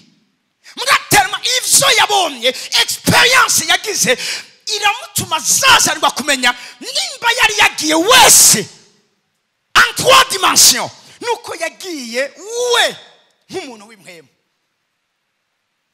Sibwa ibintu vyari terema vrai réel ku buryo ariko sinzi ko yari mu mubiri sinzi ko yari mu mwe sinzi vyabaye mugabo agoma vuge bimwe vyakoresha aho hantu ku murongo wa kane umurongo wa kane yaduganywe akajanwa muri paradizo akumva ibitovugwa. Bavuze gute akumva ibitovugwa? Hari ahantu ushobora kumva ibintu mugabo bidashobora kugira iki kuvugwa. Hari ibibanza si mu ijuru rya gatatu gusa ahantu hose hari amarembo akomeye ngaha muri nosi amabanga yaho hantu nta muntu yemererwa kuyavuga. Siriko muri ko muranyumva havuze ngo akumva ibitokumva ivyo umuntu atemererwa kugira iki muco ngisavuga ngo I was caught up to paradise and heard things so astounding that they cannot be expressed in words. N'ibintu urumva burya niyo bavuga ngo urumva ngo mbona ngo kinyabugingo kimwe ngo kimwe ngo gifise ngo mu maso ngo hameze nk'ay'inkuma nibiki bijya nivyo mu ijuru ntituzosanga ibimeze bige ige ni expression batoye yo kugira ngo bashobore kudekriva au fait création ibiri mu ijuru ngo kimwe kigomba kumera nk'umuntu n'ibintu mugabo tuzomenya neza tugezeyo ntituzosanga abantu bameze nk'igikoko n'umuntu bameze nk'intambwe no ngo bisa amaso umubiri wose ntavyo tuzosangayo. N'uburyo bwo kugira ngo at least tugera gutahura ko ivyaho hantu sivyo tumenyere kuba tumenyera abantu bafite amaso abiri mugakumva ikintu gifisa amaso umubiri wose. Haleluya.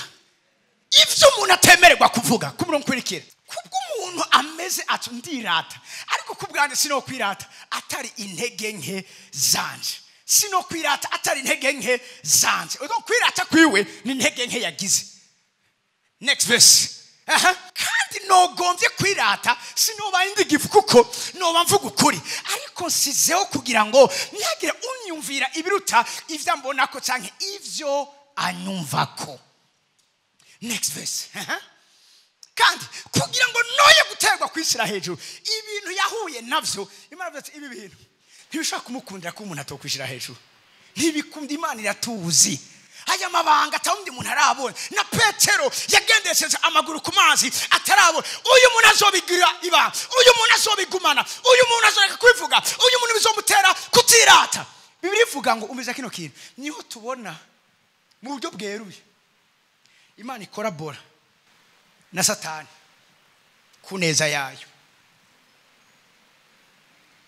Ingene bandaba hari uruhande rumwe Satani ari umukozi w'umwizigirwa w'Imana n'ahandi ari umwasi w'Imana. Satani afite amafasi abiri yose.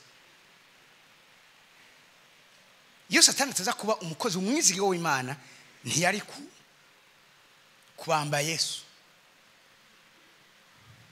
Mugabo kubwo kumubamba n'abamubamba bivuga ngo iyo baza kuba abanyabwenge ntibari kubamba umwami w'ubwiza. Baranze service Imana. Umviriza kino kintu. Mwavyumvise? Mbitewe nuko nahishuriwe avuze ngo mbitewe nuko nahishuriwe ibirushiriza kuba sitiko bikumva amajambo reka koshi ibirushiriza kuba ibihambaye. Birarushirije kuba ibihambaye. Umviriza habaye nico cyatumye mpabwa igisata intumwa ya Satani yo kunkubita ibifunsi ngo naye gutegwa kwishira hejuru birenze urugero. Umurongo 8 ari yaragarutse kandi kubw'ivyo natakambiye umwami wacu gatatu ngo kimvemo. Mugabe gituma Imana itashaka kimukuramo yari complice. Imana niyo yari yabiteye kuko yavuze hejuru kugira ngo Imana indinde kwirata kubera ivyo nabonye birenze urugero bihambaye. Imana yarapemese ko Satani aza kunkubita ibifunsi. Asenga gatatu arambarira ngo ubuntu bwanje bwiziki buraguhagije kuko ubushobozi bwanje buhingurirwa mu ntege nke na cyane cyane nzomnezerwa kwirata intege nke zanje ngo ubushobozi bwa Kristo bugira iki bunze. Arangiza avuga ukungene yaciye bugufi akamenya ubuntu bw'Imana. Mugabo byari bivuye kuki? Byari bivuye no kubona yuguriwe urugi rumuha kumenya amabanga ahambaye atemerwa kuvuga.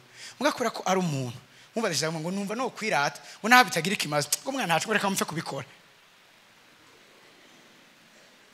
Imana ati ndakuzi rero kandi ndakurande service kugira ngo ntushugu muri kuravuga ivyo vy'iryo hishuri kuko sinabiguhaye ngo bimenyesha abantu.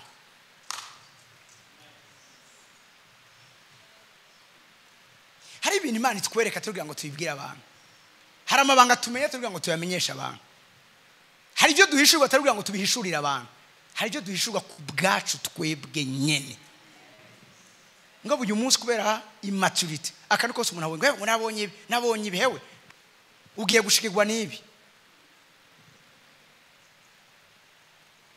Umuntu akuze iyo yabwiwe ikintu abiza no guhabwa uruhusha rwo kukivuga. Mwavyumvise? Hari abantu Imana yaretse kuvugana nabo kubera iki? Barashira isoni.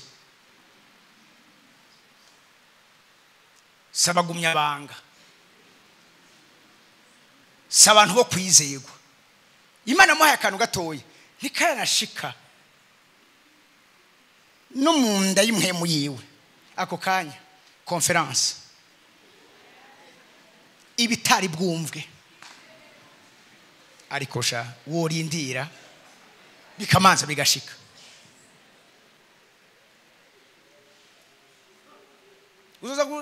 Uzoza kumenya yuko nivyo uriko urakora bitari bikwiye kubikora wenyene ubwawe urataka. Nta bantu ngaha barumva bashaka kwigisha ikintu cyangwa bashaka kubwira abantu ikintu bagaca batakarira mu nzira ukabura n'irengero ryacu. Kumva umengo uri kuvuga ibintu by'ibinonsense. Muga kandi uri muhira wari wumva umengo biratonze. Muga bushikiriye umuntu. Yo bigasanzara ukagihiga tibana ntabara basisimara mara imbere y'aba bantu. Ntiyaragera.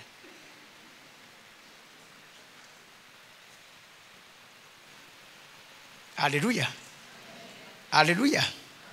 uje ngaha turi kumwe biratahuritse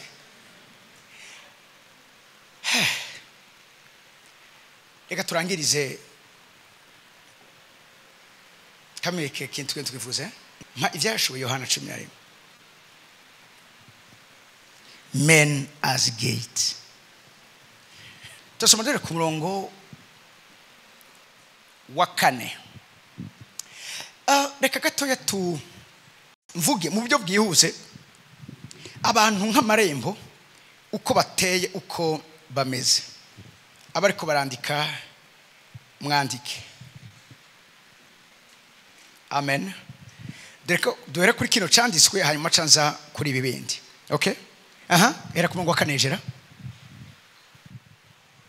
ivyashiwe Yohana 11 murongo wa 4 aravuga ngo abo nibo biti vy'imyelayo bibiri nibitereka kwa matara bibiri abo nibo biti vy'imyelayo abo nibo biti vy'imyelayo iyo biri kiravuga igiti c'umwelayo canke the olive tree bari kuravuga ibijanye na dimension spirituelle yo gukoreshwa ibidasanzwe n'Imana amavuta ya elayo arepresenta ubwami royauté amavuta ya elayo arepresenta kuganza amavuta ya elayo arepresenta ubuherezi amavuta ya elayo arepresenta ubushobozi amavuta ya elayo arepresenta munavyumva nyene gusigwa iyo umuntu avuze ngo urya muntu yarasizwe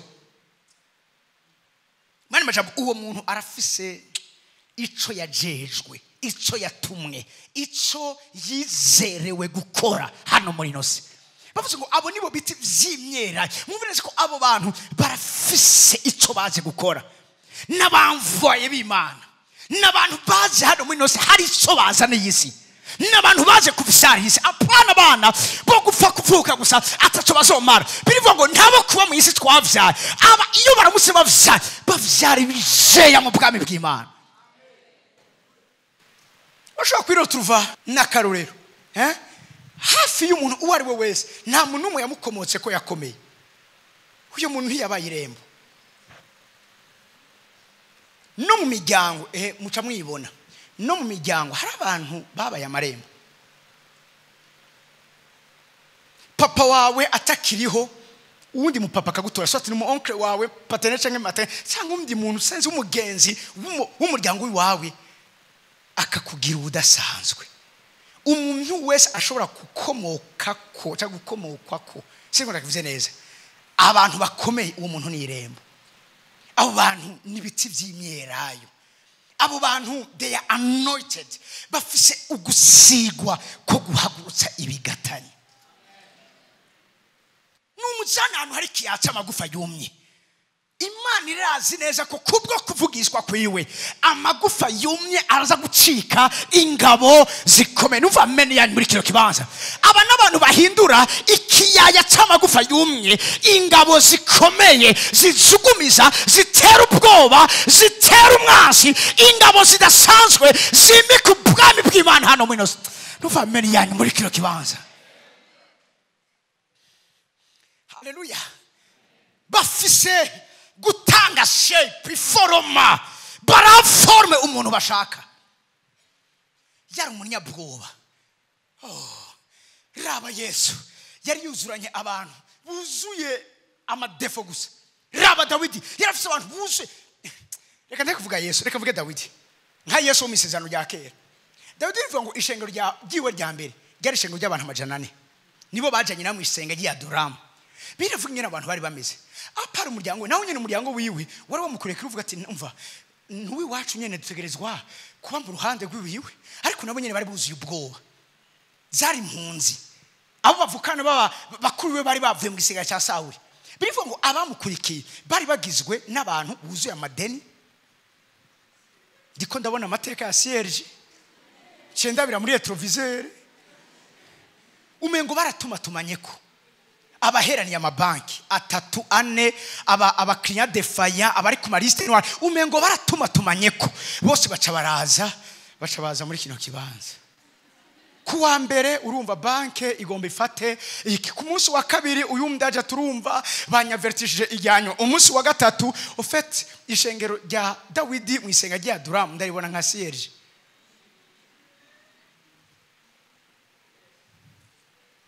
ano baza abaje barongowe n'Imana kuko baje kurondera Imana.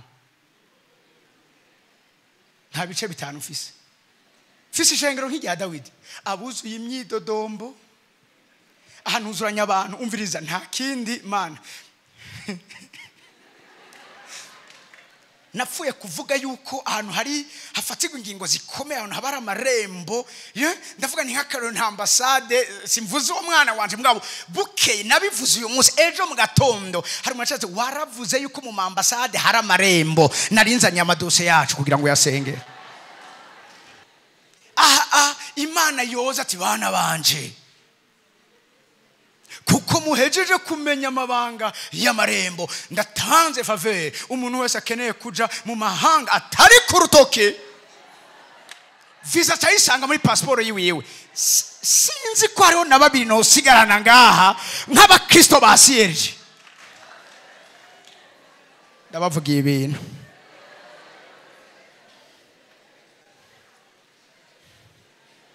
Aha bose Canada, oya Etats-Unis cyane kubera ko Trump yaratowe. Schengen, oya bo namahoro. Simvuze ngo ni icyaha.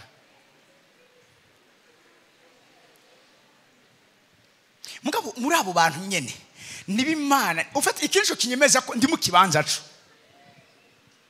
Eba abantu nuko ndi mbwira umuntu ati ari mu kibanza cyo, ari mu kibanza cyo, ahantu abantu bose bagomba kugenda.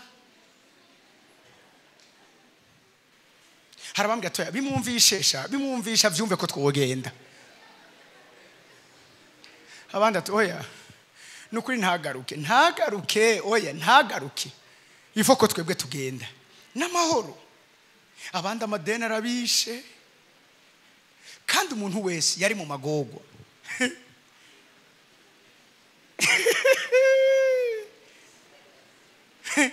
Bavuze ngo umuntu wese yari abari mu maturabo gusa n'amagogwa. Urumva umugabo arandembeje, nye n'inzu agoma dusohore, umwana yananiye. N'abanyamagogwa gusa nibo bantu babaye abakristo ba mbere ba Dawidi.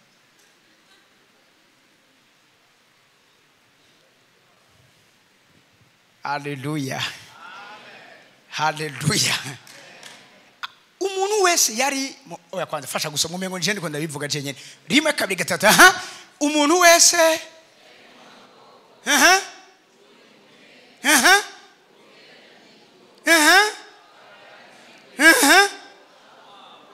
iyumvire kuba pastori w'aba bakristo. Nta numwe muzima arimwo. Utagira amadeni amagogwa aramurembeje, utagira amagogwa imyidogo iramurembeje. Bose bakoranira hamwe kurinde Dawidi aba umukuru wa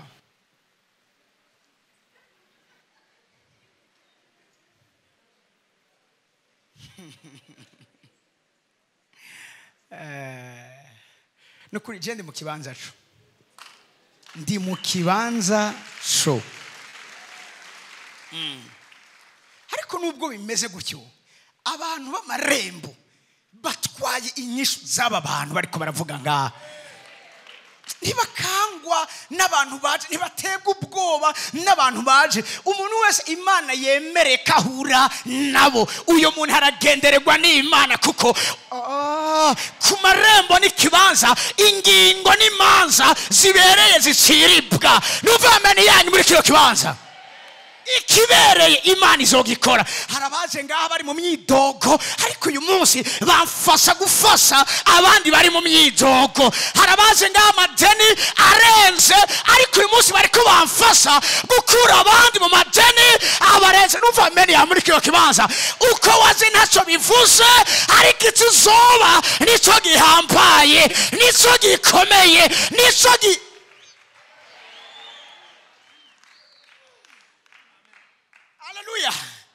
nta munyantege iryo niryo sezerano riri kuri aya marembo nta munyantege nkazoba hagati yacu biravuga ngo umunyantege nke ameze nka Dawidi abameze nka Dawidi nabo bameze nk'Imana iryo niryo hanga Imana yansezeraniye iryo niryo hanga magazi imbere iryo niryo hanga Imana yantumye ko ngiye muri rero ati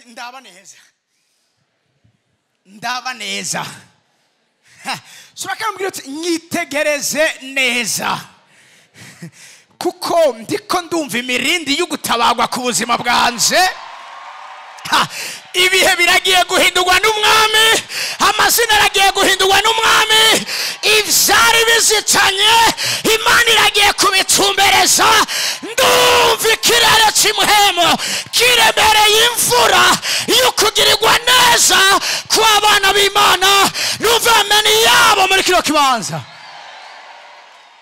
Haleluya.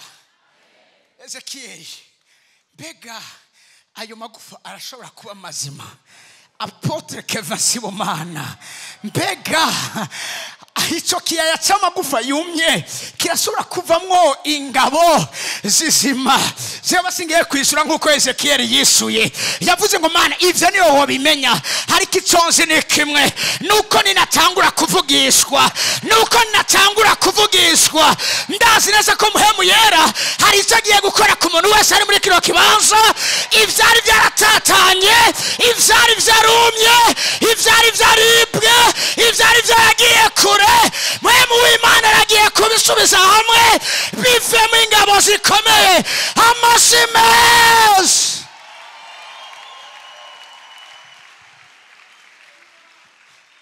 uragiye gutorana n'ivyawe mwari mwaratakaranye natanguye kuvugishwa nka Ezekiel uragiye gutorana n'ivyawe mwari mwaraburanye abafisi vyawe bari baragiye kure yawe muhemu yera bazane muhure mu izina rya Yesu Kristo amasimes ku mwami w'abami.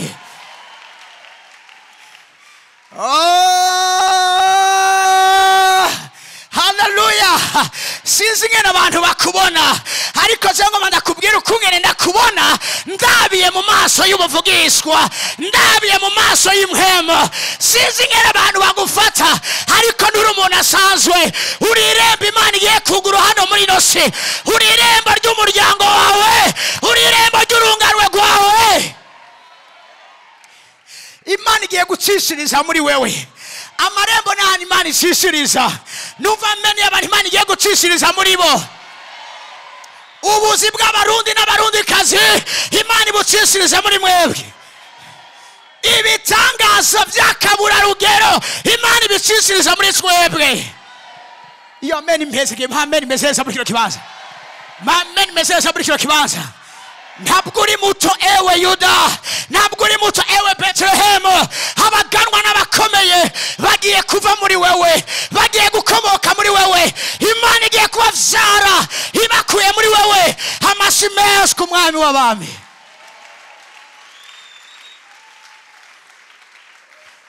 Haleluya.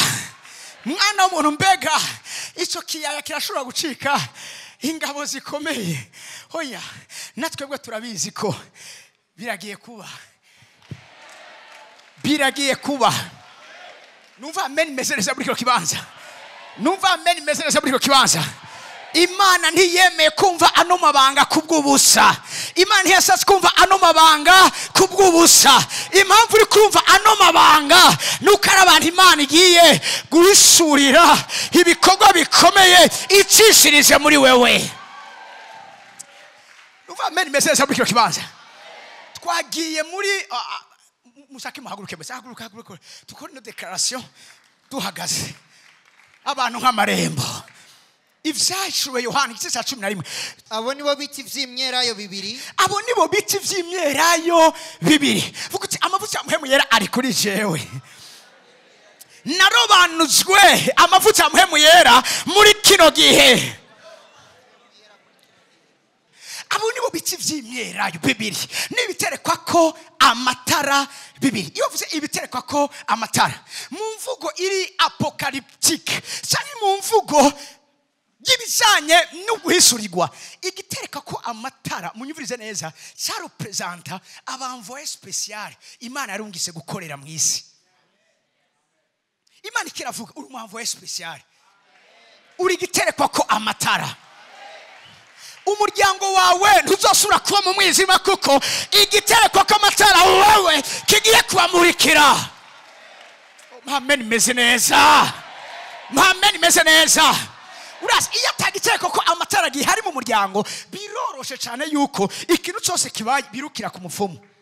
Mugane ngo ndabatangarize kubw'igitereko ko amatara arico wewe Imana igiye guhagurusa. Nyumviriza neza, abapfumu bagiye kuza kwirukira kuri wewe. Iri ni sezerano rikomeye, sinzi ko ari umuntu yabyumvise muri kino kibanza. Abo bahora bizeye ko ubutabazi nibo bagiye kubizera nk'ubutabazi bwabo. Numva amen message muri kino kibanza. Abari bizigiwe nibo bagiye kubizigira. Abahora ari bitangaza ku bantu nka Simoni Umunyamareba nibo bagiye kuza babasaba ngo mugize ubu bakoreye. Uti ndigiterekwa kwa matara. Cyane gose ndigiterekwa kwa matara. Imana yaguhaye quantité y'umuco umuryango wawe ukene kugira ngo ugendere mu muco, ugendere mu nzira yo. Numva amen message muri kino kibanza. Igitereko ko amatara apotre Kevesi w'Imana Imana yagihagarika ngaha. Hari abantu bamurikiwe muri Musaga, hari abantu bari koramurikirwa muri Kanyosha, hari abantu bari koramurikirwa mu Burundi. Numva amen yanyu muri kino kibanza. Igitereka ko amatara. Haleluya. Haleluya. Haleluya. Igitereko ko amatara ni ingabo zikomeye z'ijuru hano muri inosi. Niyo marembo. Numva amen message muri kino kibanza. Haleluya. Bivuga ngo abagendera mu mwijima babonye umuco ubarasira. Nagomba ndabwira ko hariho iyindi mico yindi kuko Imana dusenga ni Imana y'imico, is the God of light. Umuco wewe nurya nazewe ndimo. Numva amen yanyu muri kino kibanza. Turagiye kumurika mu mwijima barimo. Hari abantu umviriza ivyo kwiyahura bagiye kubivamo. Bari babifise ko batarahura n'igitereko kw'amatara arico wewe. Sitiko abantu bari muri kino kibanza. Haleluya. Aba bantu birivuga ngo Satani asigwa kubagwanya, Antikristo arabagwanya kubera ko bafise misi dasanzwe. Abafise misi dasanzwe ntiboroherezwa muri buno bugingo. Ntibyoroha igihe cyose ku buzima bwabo. Baca mu bugaragwa, bakubiswe inkoni, barimo mu migongo yabo, bagarukira hafi y'urupfu. Ndavuga ngo hagati yanje n'urupfu hari hasigaye intambuko imwe. Dusugerezwa impande zose ariko ntidushika mu mbombane. Turakubitwa hasi ariko avuga ngo ariko ntitugwaho. Mbwira umuntu ati ntituzogwaho. Ntituzogwaho. Barashobora gutangura kuririmba intsinzi bibaza ngo vyaheze ariko ugihumeka ntibirahera. Namse ugihumeka ntibirahera. Ugihumeka ntibirahera. Abimana agize amarembo bafise no kwivyukiranya mu bihe bitoroshe. Mpera tusha umuntu rero ndi umubwira ngo uragiye kwivyukiranya. Uragiye kwivyukiranya. Uragiye kwivyukiranya. Haleluya. Haleluya. Ntibakwitambe ku muvyimba ntibirahera. Ntibagende ngo baririmbe intsinzi ntibirahera. Ntibagende ngo batange imazi vyabo ntibirahera. Ntibirahera. Ntibirahera.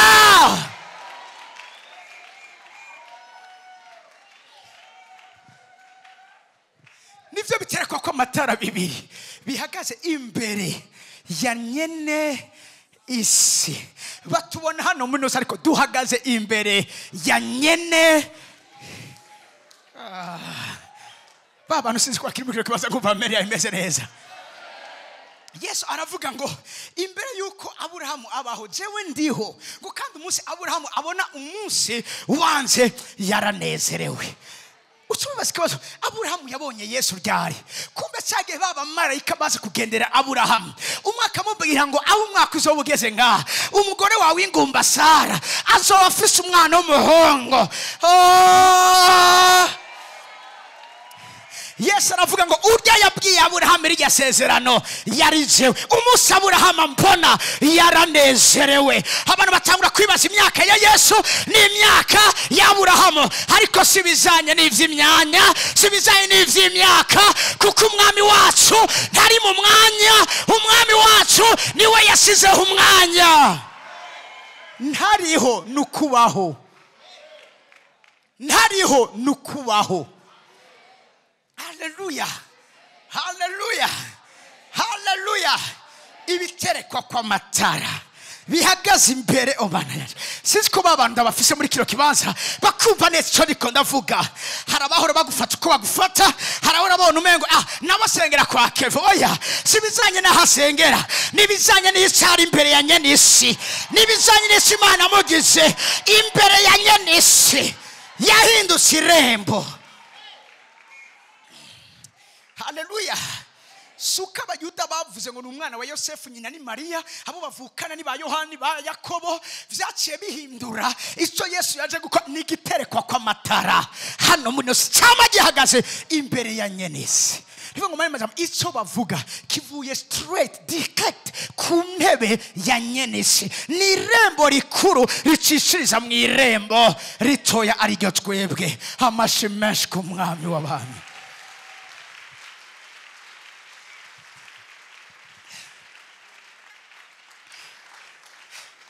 Dawidi aravuga nari muto none ndashaje nari muto none ndashaje sinigeze bona umugorotsi ntavuga umugorotsi wari we wese ariko aravuga wacitse igiterekwa kwa matara yahebwe igiterekwa kwa matara ntigihebwa Imana yashobora no kumviriza no kurandura igihugu kubera igiterekwa ko amatara kimwe cayo ngaha mwinose. Ndabasarisha gatoya cyo turangiza Yesaya 43 hari abantu b'amarembo no ntibafise amatitre ministériel no Anania nta titre ministériel afise. Hallelujah. Oh God. Fasha gusoma cyera ariko umva wovuga amen uraza kuyivuga umva utoyivuga naho bizaba bigucitse. Ariko none ukunikoraho agize uwakuremye yewe Yakobo kandi akakubumba yewe Isirayeli ati ntutinye ko naragucunguye naguhamagaye izina uri wanje.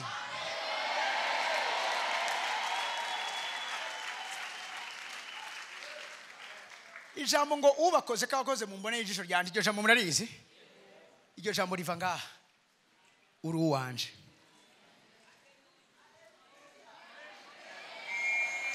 uri propriété privée yanje ibikugize vyose ni jewe ni gwanje uguhama nahama wewe ahama ivyanje ukurondera ntarondera wewe arondera ivyanje.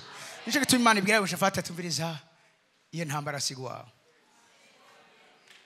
leave it alone intambara ni yanje jewe kubera iki uri uwanje. Reka mvuge kino kintu muvugishwa ntuzokononekarira mu kiganza c'Imana.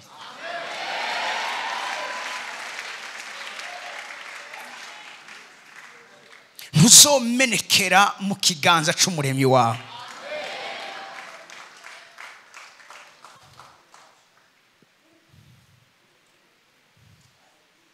Nta nahamwe uzokwigera upfira mu biganza vy'Imana yawe.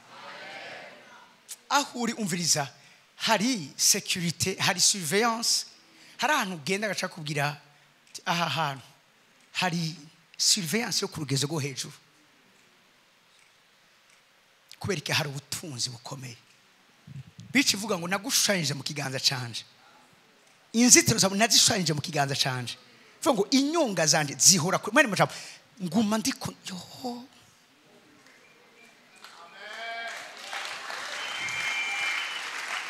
aravyutse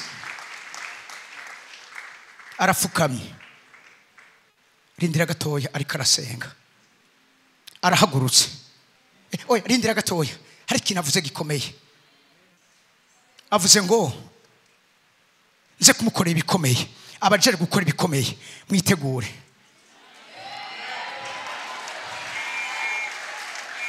arahagurutse ariko aribrosa ariko aritegura arasohotse aragiye kuraba naka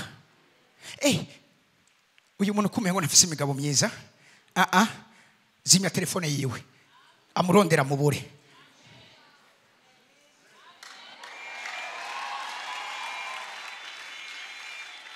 oya aha hantu hari accident yateguwe imodoka nica handi ntihabe ambuteyage manse ntegura umutego wari uhari ubu ni sawa it's clean reka bandanye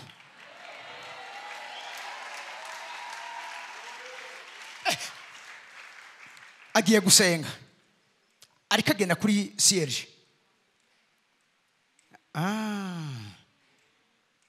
arashitse mwumvirize neza ivyo akeneye nivyo tugiye kumukorera ivyo agiye gusaba nivyo bigiye kuba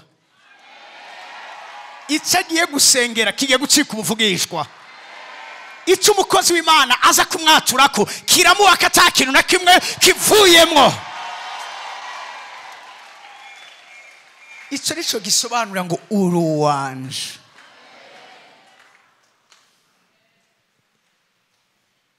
haleluya ntuzokononekarira mu kiganza ciwe arimo nashaka kubaza mwapote jewe ivyanje mbona vyarononekaye ntivyononekaye birivuga ngo icari mu kiganza ciwe cononekarira ibumba ryari mu kiganza ciwe ryononekarira mu biganza vyiwe ngo mugabo asubira kuribumbamwo ukundi gusha ntivyononekaye ashaka kubikora ukundi gusha muri 3D kare vyari ancien modèle mugabo ashaka nouveau modèle ntivyononekaye hari gisho kubona inzu bayibomoye kubati uyu muntu arahomvye oya ntabahomvye ahubwo agomba yubake iyashaka uko ashaka ukabigomba uko ni ku buzima bwanyu bumeze haleluya ntuzokononekarira mu biganza vyiwe